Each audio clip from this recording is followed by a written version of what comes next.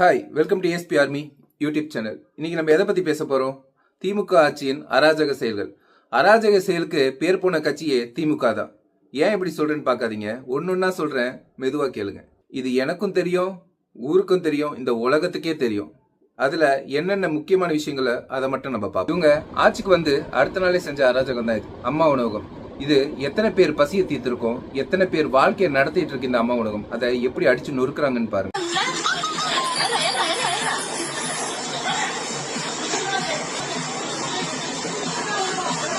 ரீசெண்டா 2 நாள் முன்னாடி பெரம்பூர்ல வந்து டிவிகே கட்சிக்காரங்க வந்து சர்வே எடுக்க போயிருக்காங்க, நமக்கு எவ்வளவு ஓட்டு உள்ளோன்ட்டு. அதை பார்த்த டிஎம்கே கட்சிக்காரங்க ஆர்டி சேகர் பாபுவோட ஆளுங்கெல்லாம் சேர்ந்து இவங்களை அடிச்சு தாக்கி இருக்காங்க. இதுல பத்தாக்குறைக்கு ஒரு 4.5 மாசம் கர்ப்பிணி வேற இருந்திருக்காங்க, அவங்களையும் விட்டு வைக்கல, அவங்களையும் செம்மடி அடிச்சிருக்காங்க.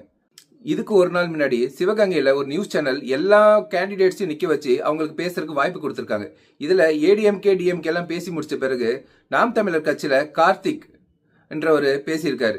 அதாவது அவர் வந்து சிவகங்கையில இந்த மாதிரி ஊழல் எல்லாம் நடக்குதுன்ட்டு ஒரு டிஎம்கே கட்சிக்காரரை பத்தி பேசியிருக்காரு. பேசின உடனே அவங்க எல்லாம் சேர்ந்து இவரையும் அடிச்சு அந்த தொகுப்பாளரையும் அடிச்சு ரத்த காயத்தோட அனுப்பிச்சு விட்டுருக்காங்க. அவங்க 2 பேரும் ஹாஸ்பிட்டல்ல இருக்காங்க. அதாவது இவங்க எல்லாம் தப்பு பண்ணா இவங்களை ஏன் தப்பு பண்றீங்கன்னு கேட்டாலே அடுத்த நிமிஷம் அவங்களுக்கு அடிதான்.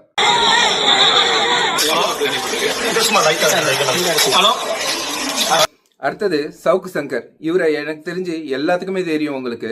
இவருக்கே என்ன நிலைமை இருக்குன்னா, அவர் வீட்டுக்குள்ள டிரைனேஜ் விட்டு காவா தண்ணியை விட்டு லாக் பண்ணி இந்த மாதிரி சித்திரவதெல்லாம் பண்ணியிருக்காங்க. பத்தாக்குறைக்கு ஸ்டேஷன் கூட்டு போய் கையெல்லாம் உடைச்சிருக்காங்க. அந்த வீடியோலாம் நீங்க பாத்திருப்பீங்க. அடுத்தது கரூர் சம்பவத்துக்கு வருவோம். 40 பேர் இறந்திருக்காங்க ஒரே கட்சி மீட்டிங்ல, ஒரே நைட்ல. அத்தனை பேருக்கும் போஸ்ட்மார்ட்டம் பண்ணி ரிப்போர்ட்டையும் உடனே கொடுத்திருக்காங்க. இந்த மாதிரி வேர்ல்ட் ரெக்கார்ட் உலகத்திலேயே நம்ம தமிழ்நாடு அரசு தவிர வேற யாருமே பண்ணது கிடையாது. இது இல்லாம ஒரு பெரிய ஆக்டிங் சீனே நடந்துச்சு. அந்த வீடியோ கிளிப்பையும் இதுல ஆட் பண்றேன், பாருங்க.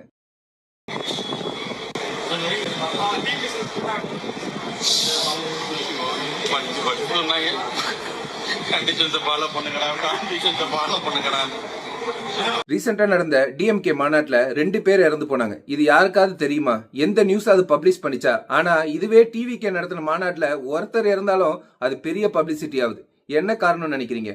அதாவது ரிப்போர்ட்டர்ஸ் எல்லாம் டிஎம்கே பத்தி பேசுறதுக்கே பயப்படுறாங்க. அவங்க பயந்தாலும் அடிதான், பயர்லாட்டியும் அடிதான். இவங்களெல்லாம் கொஞ்சம் தள்ளி போங்கன்னு சொன்னாலே அவங்களுக்கு பிரஸ்டீஜ் இஷ்யூ ஆயிடுது. இவங்களுக்கு எல்லாம் கும்பா முளைச்சிருக்கு.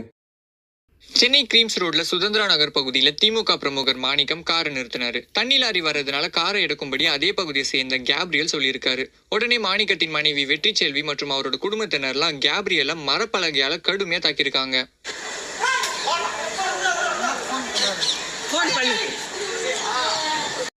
இன்னொரு வீடியோவும் பார்ப்போம்.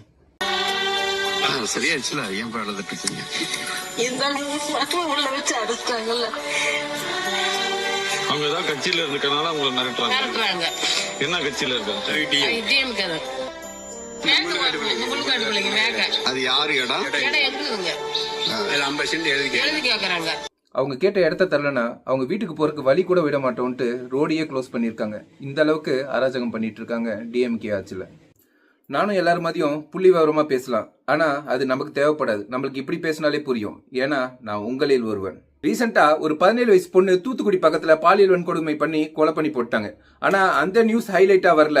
ஆனா விஜய் வந்து யார் கூடயே போயிட்டாருன்ட்டு ஹைலைட்டா காமிக்கிறாங்க. இதுல எந்த விஷயம் முக்கியம், எந்த விஷயத்த காமிக்கணும் மக்களுக்கு? மீடியாவும் அந்த வேலையை கரெக்டா பாக்குறது இல்ல. ஏன்னா அதுக்கு காரணம் டிஎம்கே தான். இவங்க இந்த ஆட்சியில இருக்கும் போதே இத்தனை விஷயம் பண்றாங்க. இதுக்கு மேல நிறைய விஷயமும் பண்ணிருக்காங்க. அதான் நம்ம கண்ணுக்கு வர்றது கிடையாது. அதெல்லாம் இவங்களை பத்தி பேசினாலே பயம்தான். அது நானா இருந்தாலும் சரி, நீங்களா இருந்தாலும் சரி, யாரா இருந்தாலும் சரி. இந்த மாதிரி இன்ட்ரெஸ்டிங் வீடியோஸை நம்ம ஒவ்வொரு வீடியோஸ்லயும் பார்த்துட்டே இருக்கலாம். See you, bye bye from your ASP Army YouTube channel.